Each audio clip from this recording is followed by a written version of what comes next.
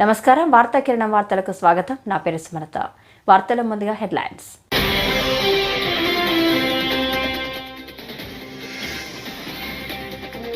నవ్యాంధ్రను విధ్వంసం నుంచి అభివృద్ధి వైపు నడిపించడమే లక్ష్యంగా ప్రభుత్వం పనిచేస్తుందని గవర్నర్ అబ్దుల్ నజీర్.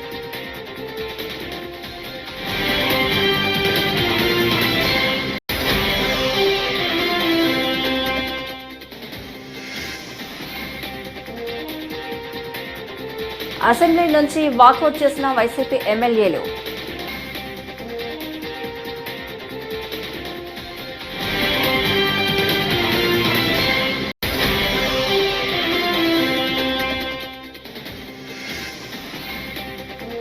సొంత బాబాయ్ హత్యకు గురైతే ధర్నా చేయలేదేం? జగన్పై మండిపడ్డ షర్మిల.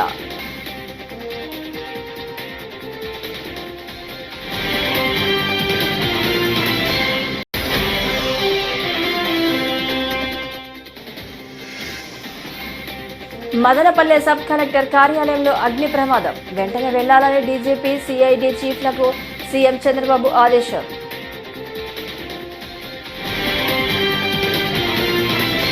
ఇక డీటెయిల్స్ చూస్తే, నవ్యాంధ్రను విధ్వంసం నుంచి అభివృద్ధి వైపు నడిపించడమే లక్ష్యంగా ప్రభుత్వం పనిచేస్తుందని గవర్నర్ అబ్దుల్ నజీర్ అన్నారు. 5 ఏళ్ల అరాచకంతో విసిగిపోయిన ప్రజలు మార్పు కోసం పట్టం కట్టారని, వాళ్ళ ఆకాంక్షలు నెరవేర్చడానికి ఎన్డీఏ సర్కార్ కృషి చేస్తుందని చెప్పారు. చంద్రబాబు పాలనానుభవంతో దార్శనికతతో రాష్ట్రాన్ని తిరిగి నిలబెట్టడానికి ప్రయత్నాలు చేస్తున్నట్టు తెలిపారు. వైసీపీ దురాఘాతాలతో ఆర్థికంగా రాష్ట్రం కుదేలైందని, వీటన్నింటినీ సరిదిద్దడానికి ప్రభుత్వం తీసుకునే చర్యలకు ప్రజలు సహకరించాలని కోరారు. The turbulence caused due to multiple state reorganizations and the resultant disruptions have deprived Andhra people of a sustained long-period development and progress. Today we stand at a juncture where the people have to again take up the task of rebuilding their state.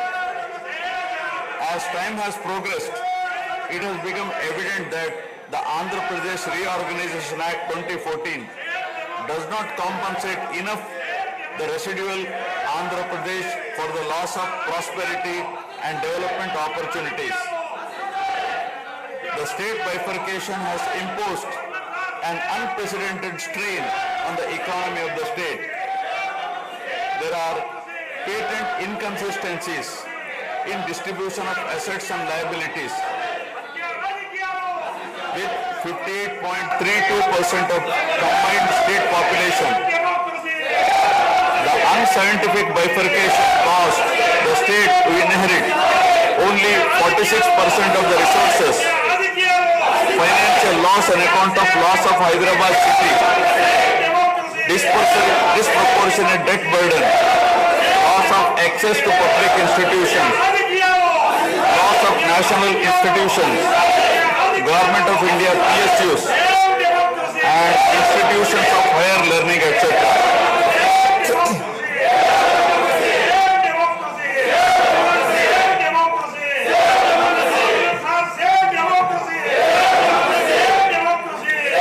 One can see that scientific criteria for apportionment were not adopted, while the residual state inherited huge revenue deficit.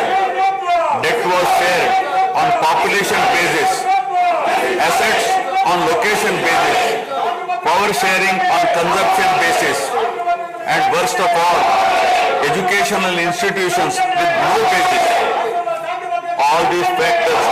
AP assembly సమావేశాల తొలి రోజే YCP సభ్యులు walkout చేశారు. Assembly సమావేశాలు నేడు ప్రారంభం కాగా జగన్ నాయకత్వంలోని వైసీపీ ఎమ్మెల్యేలు నల్ల కండవాలు ధరించి సభకు వచ్చారు. ఏపీలో అరాచక పాలన జరుగుతుందని, గత నెలన్నర రోజులుగా రాష్ట్రంలో హత్యలు, అఘాయిత్యాలు, దౌర్జన్యాలు పతాక స్థాయికి చేరాయంటూ వైసీపీ ఎమ్మెల్యేలు అసెంబ్లీలో నిరసన తెలియజేశారు.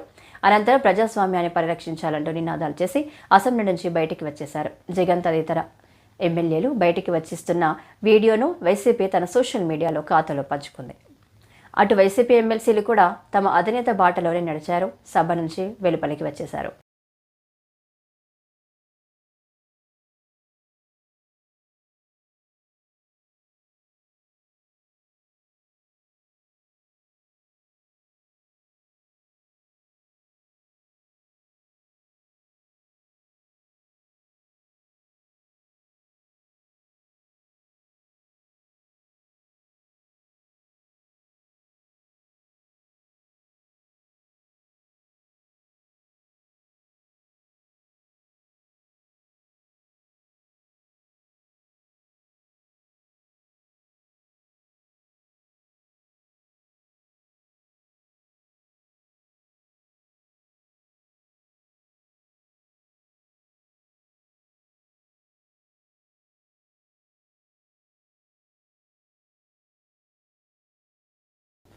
ఆంధ్రప్రదేశ్లో హత్య రాజకీయాలపై దేశ రాజధానిలో వైసీపీ ధర్నా చేస్తుందంటూ మాజీ సీఎం జగన్ చేసిన ప్రకటనలపై AP Congress chief YS Sharmila తీవ్రంగా మండిపడ్డారు. అసెంబ్లీ సమావేశాలు ఎగ్గొట్టేందుకు జగన్ ఢిల్లీకి వెళ్తున్నారని విమర్శించారు. 5 ఏళ్ల పాలనలో ఏపీకి ప్రత్యేక హోదా కోసం ఎన్నిసార్లు ఢిల్లీలో ధర్నా చేశారని నిలదీశారు. ఏపీకి ప్రత్యేక హోదా అంశాన్ని బీజేపీకి తాకట్టు పెట్టారని ఆరోపించారు. విశాఖ స్టీల్ ప్లాంట్ను కాపాడలేకపోయారని మండిపడ్డారు. ఈ మేరకు సోమవారం విజయవాడలోని కాంగ్రెస్ పార్టీ కార్యాలయంలో షర్మిల మీడియాతో మాట్లాడారు. హత్య చేయించిన వాళ్ళతో భుజాలు రాసుకొని తిరిగారు. సొంత చెల్లెళ్ళకే వెన్నుపోటు పొడిచారు. 5 కోట్ల మంది ఆంధ్ర రాష్ట్ర ప్రజలకు బీజేపీ పార్టీకి ప్రత్యేక హోదాను తాకట్టు పెట్టారు. ఈరోజు జగన్మోహన్ రెడ్డి గారు ఢిల్లీలో ధర్నా చేస్తారా? ప్రత్యేక హోదా కోసం ఎందుకు చేయలేదండి ధర్నాలు? 5 సంవత్సరాల మీద అధికారంలో ఉన్నారు కదా, మరి ఢిల్లీలో మీరు ప్రత్యేక హోదా కోసం ఎన్నిసార్లు ధర్నాలు చేశారు? ప్రత్యేక హోదా అసలు ఊసే లేకుండా చేశారు కదా. ప్రత్యేక హోదా గురించి మీరు ఏ రోజు పట్టించుకోలేదు. పోలవరం గురించి మీరు ఏ రోజు పట్టించుకోలేదు. రాజధాని గురించి అని చెప్పి 3 రాజధానులను కన్ఫ్యూజ్ చేశారు. ఆఖరికి కడప స్టీల్ ఫ్యాక్టరీని కూడా మీరు పట్టించుకోలేదు. విశాఖ స్టీలు మన రాష్ట్రానికే తలమానికం అయినా అమ్మేస్తామన్నా కూడా పట్టించుకోలేదు. ఈరోజు మాత్రం ఢిల్లీకి వెళ్ళి ధర్నా చేస్తారట. మీ కార్యకర్తను చంపేస్తే ఢిల్లీకి వెళ్ళి మీరు ధర్నా చేస్తున్నారే, మరి మీ సొంత చిన్నాన్నను చంపేసినప్పుడు మీరు ఢిల్లీలో ఎందుకు ధర్నా చేయలేదు న్యాయం కోసం? జగన్మోహన్ రెడ్డి గారు సమాధానం చెప్పాలి. ఒకవైపు ఇక్కడ అసెంబ్లీ జరుగుతుంది. అసెంబ్లీ జరుగుతున్న సమయంలో మీరు అసెంబ్లీలో ఉండకుండా ఉండే ధైర్యం మీకు లేక ఇలా సాకులు వెతుక్కొని మీరు ఢిల్లీ వెళ్తామంటున్నారే. అంటే అసెంబ్లీలో ఏ బిల్లు ప్రవేశపెట్టినా అది ప్రజలకు వ్యతిరేకమైనా అది పాస్ అయిపోవాలనా? మీరు ఉన్నదే 11 మంది. కనీసం ఆ బిల్స్ మీద డిస్కషన్ మీకు అవసరం లేదా? మీరు కొట్లాడాల్సిన అవసరం లేదా? ఏం ఆలోచన చేస్తున్నారు జగన్మోహన్ రెడ్డి గారు? అసలు ఈ వెనుకొండలో జరిగిన హత్య కూడా పొలిటికల్ మర్డర్ ఇది కానే కాదు, ఇది వ్యక్తిగత మర్డర్ అని కూడా అంటున్నారు కదా. మేము ఏదో సాక్షి మీడియానో లేకపోతే టీడీపీ మీడియానో పట్టుకొని మాట్లాడటం లేదు. మా ఎంక్వైరీలు మేము చేసుకొని న్యూట్రల్ మీడియాతో లోకల్గా మేము మాట్లాడిన తర్వాత మేము వచ్చిన కన్క్లూషన్ ఏమిటి అంటే ఇది వ్యక్తిగత మర్డర్. మొన్నటి వరకు కూడా హత్య చేసిన వాళ్ళు, హత్య గురైన వాళ్ళు ఇద్దరూ వైసీపీతోనే ఉన్నారు. మరి అలాంటప్పుడు ఇది పొలిటికల్ మర్డర్ ఎలా అవుతుంది? ఈ పొలిటికల్ మర్డర్ అని మీరు చెప్పి మీరు ఢిల్లీకి వెళ్ళి ధర్నా చేస్తున్నారా? దేనికి? మీ ఉనికి కాపాడుకోవడం కోసం, మీ పార్టీ కోసం అని చెప్తున్నారు.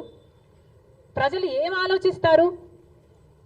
ఈరోజు వరదలు వస్తున్నాయి మన రాష్ట్రంలో, వారిని వెళ్ళి పరామర్శించాలని మీకు అనిపించలేదు.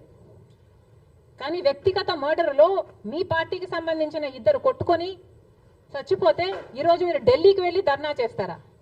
ప్రజల కోసం మీరు ఎందుకు నిలబడలేదు? మీ పార్టీ వాళ్ళు ఓటేస్తే మీరు గెలిచారా? మీ పార్టీ వాళ్ళ కోసమే మీరు ముఖ్యమంత్రి అయ్యారా? 5 సంవత్సరాలుగా మీరు ప్రజల కోసం పనిచేయలేదు, కానీ ఈరోజు ఢిల్లీకి వెళ్ళి ధర్నా చేస్తారట. సిగ్గుండాలి కదా. కానీ ఈ విషయంలో పోలీసులను కూడా అడుగుతున్నాం. నడి రోడ్డు మీద ఇలా హత్యలు చేసుకుంటుంటే పోలీసులు ఏం చేస్తున్నారు? ఆంధ్ర రాష్ట్ర పోలీసులుగా మీ బాధ్యత కాదా లా అండ్ ఆర్డర్ మెయింటైన్ చేయడం? ముఖ్యమంత్రి గారు, డిప్యూటీ ముఖ్యమంత్రి గారు చంద్రబాబు గారు, పవన్ కళ్యాణ్ గారిని కూడా ప్రశ్నిస్తున్నాం. మీ హయాంలో నడి రోడ్డు మీద ఇలా మర్డర్లు జరిగితే మీరు బాధ్యులు కారా? మీకు ఆపాల్సిన బాధ్యత లేదా? లా అండ్ ఆర్డర్ ఉన్నట్టా చచ్చిపోయినట్టా మన రాష్ట్రంలో? అన్నమయ్య జిల్లా మదనపల్లి సబ్ కలెక్టర్ కార్యాలయంలో అగ్ని ప్రమాదం ఘటనపై ప్రభుత్వం అత్యవసర విచారణకు ఆదేశించింది. అగ్ని ప్రమాదంలో కీలక ఫైల్స్ దగ్ధమయ్యాయని సమాచారం. నూతన సబ్ కలెక్టర్ బాధ్యతలు చేపట్టడానికి కొన్ని గంటల ముందు జరిగిన ఈ ఘటనపై అనేక అనుమానాలు వ్యక్తమవుతున్నాయి. అగ్ని ప్రమాదమా కుట్రపూరితమా అనే అంశంలో విచారణకు ముఖ్యమంత్రి చంద్రబాబు నాయుడు ఆదేశాలు జారీ చేశారు. ఈ ఘటనను ప్రభుత్వం అత్యంత సీరియస్గా తీసుకుంది. ఉద్దేశపూర్వకంగా భూములకు సంబంధించి కీలక ఫైల్స్ దగ్ధం చేశారనే ఆరోపణలపై సీఎం చంద్రబాబు తీవ్రంగా స్పందించారు. వెంటనే ఘటనా స్థలానికి హెలికాప్టర్లో వెళ్లాలని డీజీపీని ఆదేశించారు.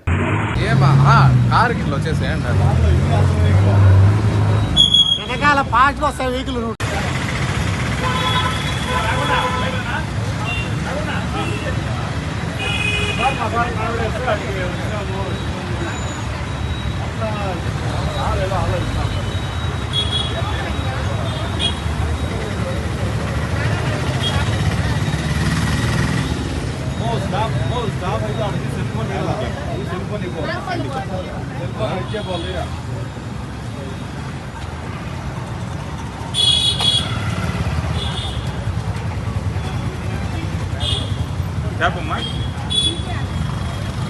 ఎక్కడ సార్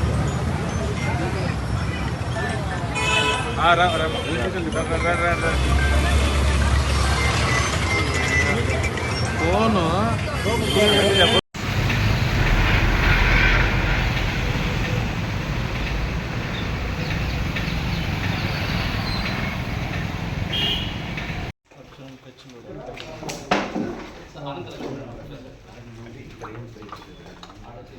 ఏపీలో రాష్ట్రపతి పాలన విధించాలని కోరడం రాజకీయాల్లో వైఎస్ జగన్ అపరిపక్వతకు అద్దం పడుతుందని మంత్రి ఆనం రామనారాయణ రెడ్డి ఎద్దేవా చేశారు.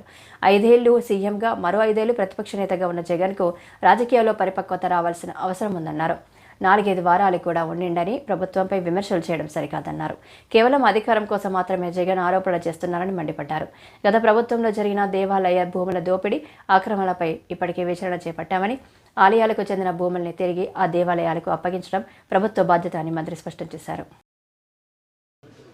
జగన్మోహన్ రెడ్డికి ఇంకా రాజకీయ పరిపక్వత రాలేదని చెప్పి చెప్పాల్సిన అవసరం ఉంది. సరిగ్గా 3 వారాలు 4 వారాలు కాలేదు ఈ ప్రభుత్వం వచ్చి. ఈ ప్రభుత్వం రద్దు చేయాలా, ప్రభుత్వాన్ని రద్దు చేసి రాష్ట్రపతి పాలన పెట్టండి అని ఒక మాజీ ముఖ్యమంత్రిగా ప్రతిపక్ష నాయకుడిగా పనిచేసినటువంటి వ్యక్తి చెప్పాల్సినటువంటి మాట కాదు అది. కనీసం 2-3 సంవత్సరాలు జరిగింది, వీళ్ళ పరిపాలన బాగలేదంటే సరే, కానీ ఏమీ లేకుండా నెల అయింది, 30 రోజులు 40 రోజులు అవుతూ ఉంటే ఈరోజే ఆయన గవర్నమెంట్ ఉంటే ఒక రకంగా చెప్పాలంటే ఇప్పుడు ఈ ప్రభుత్వం సెక్రటరేట్ తాళాలు తీసి అధికారులు పోయి వాళ్ళ కుర్చీలు టేబుళ్ళు తుడుచుకొని కూర్చోవడానికి ఇంకా టైం పడతా ఉంది. ఇప్పుడే పరిపాలన బాగలేదని జగన్మోహన్ రెడ్డి అన్నాడంటే అతని ఎంత రాజకీయ పరిపక్వత ఉందో అర్థమవుతా ఉంది. అందుకనే రాష్ట్రపతి పాలనే ఏ బేసిస్ల మీద పెట్టాలి? రాజ్యాంగంలో రాష్ట్రపతి పాలన పెట్టేదానికి కొన్ని నిబంధనలు ఉన్నాయి. ఆ నిబంధనల్లో కనీసం ఒక్కటి కూడా కాలేదు కదా. నువ్వు ఎట్లా అడుగుతావు? నీకు అంత అధికారం మీద వ్యామోహం ఏంటి? అధికారమే రాజకీయం అనుకుంటున్నారా? అంటే ఇంకా ఏది రాజకీయం కాదు, ప్రభుత్వం కాదంటే కేవలం అధికారం. ఇదేమన్నా గుత్తాధిపత్యమా నీకేమన్నా ఇదేదో చక్రవర్తులు రాజులు పరిపాలనలో వంశపారంపర్యంగా ఇచ్చిపోయేది కాదు కదా. ప్రజాస్వామ్య వ్యవస్థలో ప్రజలే ఎన్నుకున్నటువంటి వాడే రాజు. 5 సంవత్సరాల కాలపరిమితి ఆ ప్రభుత్వానికి ఉంటుంది. నువ్వు ఏది మొదలు కాకముందే ఇవాళ ఈ ప్రభుత్వాన్ని తీసేయండి, రాష్ట్రపతి పాలన పెట్టండి, మళ్ళీ నాకేయండి పెత్తనం, ఏంటి ఈ కోరికలు? ఇప్పటికే దృష్టి సారించాం, చాలా ఎంక్వైరీలు నడుస్తున్నాయి. కాబట్టి దేవాలయాలకు సంబంధించినటువంటి భూములు ఎవరు అన్యాక్రాంతం చేసినా, ఎక్కడ అవి అన్యాక్రాంతం అయినా, దోపిడీ అయినా వాటిని నిర్ద్వందంగా ప్రభుత్వం ఆదేశాలు ఇచ్చి వెనక్కి తీసుకోవడం, తిరిగి ఆలయాలకు అప్పచెప్పడం జరుగుతుంది. ఆలయాలకు భూములు ఇచ్చింది దాతలు. వాళ్ళు ఒక మంచి ఉద్దేశంతో, ఒక మంచి ఆలోచనతో చేశారు. ఇవాళ అవన్నీ పక్కన పెట్టి మేము ఆ భూములన్నీ కాజేస్తాం, ఆ భూములను దోచుకుంటాం, మా స్వప్రయోజనాలకే ఆలయాల భూములు, దేవుని యొక్క ఆలయాల భూముల కైంకర్యం ఇవన్నీ మేం చేస్తామంటే ఈ ప్రభుత్వం ఒప్పుకోదు. కాబట్టి మరొకరు వెలుగుపూడిలోని కౌన్సిల్ చైర్మన్ కార్యాలయంలో సోమవారం ఎమ్మెల్సీ సి రామచంద్రయ్య ప్రమాణ స్వీకారం చేశారు. రామచంద్రయ్యతో శాసన పరిషత్ చైర్మన్ మోషేన్ రాజు ప్రమాణ స్వీకారం చేయించారు. ఇటీవల ఈయన ఎమ్మెల్యే కోటాలో ఎమ్మెల్సీగా ఎన్నికయ్యారు. ప్రమాణ స్వీకారం అనంతరం రామచంద్రయ్యకు అభినందనలు తెలుపుతూ శాసన పరిషత్ నియమ నిబంధనల పుస్తకాలను ఎమ్మెల్సీకి చైర్మన్ అందజేశారు. సి రామచంద్రయ్య అనే నేను ఆంధ్రప్రదేశ్ శాసన పరిషత్ సభ్యునిగా ఎన్నికైనందున శాసనం ద్వారా నిర్మితమైన భారత రాజ్యాంగం పట్ల నిజమైన విశ్వాసం విధేయత చూపుతాను. భారతదేశ సార్వభౌమాధికారాన్ని సమగ్రతను కాపాడుతాను. నేను స్వీకరించబోయే కర్తవ్యాన్ని శ్రద్ధాశక్తులతో నిర్వహిస్తాను. దైవ సాక్షిగా ప్రమాణం చేస్తాను.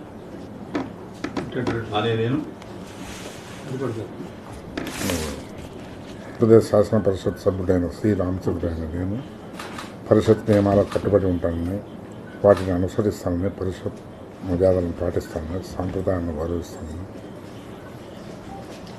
దైవ సాక్షిగా ప్రమాణం చేస్తున్నాను.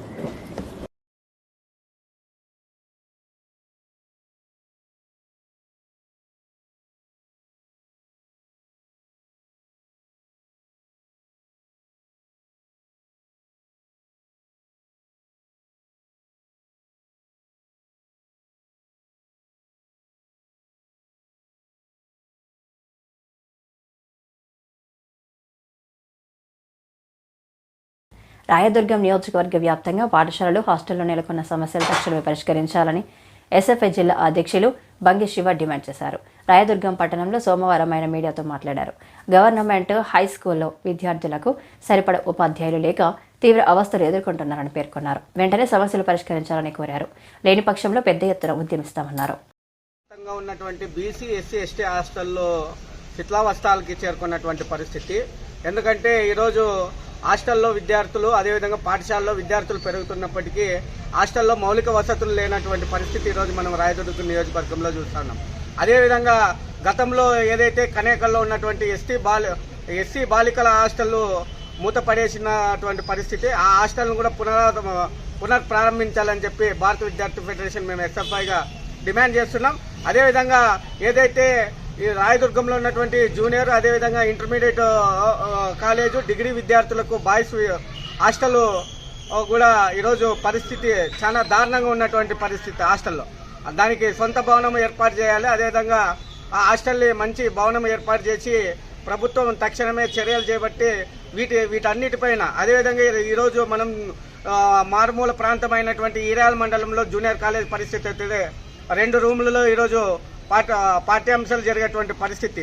అక్కడ ఉన్నటువంటి విద్యార్థులు ఇప్పుడు రాయదుర్గానికి లేకపోతే అనంతపురం, కళ్యాణ దుర్గానికి చదువుకోవడానికి వెళ్లాల్సినటువంటి పరిస్థితి వస్తూ ఉంది. కాబట్టి తక్షణమే రాష్ట్ర ప్రభుత్వం కావచ్చు, అదేవిధంగా ఉన్నటువంటి విద్యాశాఖ అధికారులు స్పందించి జూనియర్ కళాశాల భవన్ను పునఃప్రారంభించాలని చెప్పి భారత విద్యార్థి ఫెడరేషన్ ఎస్ఎఫ్ఐగా డిమాండ్ చేస్తున్నాం. వీటి అన్నిటి సమస్యలపైన కూడా మొన్నటి రోజున మన ఎమ్మెల్యే గారికి శాసనసభ సమావేశాలు జరుగుతున్న సందర్భంగా నియోజకవర్గ వ్యాప్తంగా ఉన్నటువంటి అనేక సమస్యల గురించి మనం కూడా ఒక రిప్రజెంటేషన్ ఇవ్వడం జరిగింది. వీటన్నిటిపైన కూడా వారు అసెంబ్లీలో చర్చించి ఈ నియోజకవర్గానికి బడ్జెట్ను కేటాయించి విద్యారంగాన్ని మరింత బలోపేతం చేయాలని చెప్పి భారత విద్యార్థి ఫెడరేషన్గా మేము డిమాండ్ చేస్తున్నాం. అదేవిధంగా గుమ్మగట్టలో ఉన్నటువంటి గురుకుల పాఠశాల కూడా ఈరోజు ఒక గోడౌన్లో ఉన్నటువంటి పరిస్థితి. ఆ పాఠశాల భవనం ఇప్పటికీ అర్ధానికి ఉంది. ఆ పాఠశాలలు కూడా పూర్తి చేస్తే విద్యార్థుల జీవితాల్లో ఎంతో మంది విద్యార్థులు ఈరోజు అక్కడ చదువుకునేటువంటి పరిస్థితి ఉంది. కాబట్టి తక్షణమే వీటన్నిటిపైన కూడా ఈ నియోజకవర్గ వ్యాప్తంగా ఉన్నటువంటి సమస్యలన్నింటినీ పరిష్కరించాలని చెప్పి భారత విద్యార్థి ఫెడరేషన్ ఎస్ఎఫ్ఐగా డిమాండ్ చేస్తున్నాం. ఈ వార్తలు ఇంతటితో సమాప్తం. నమస్కారం.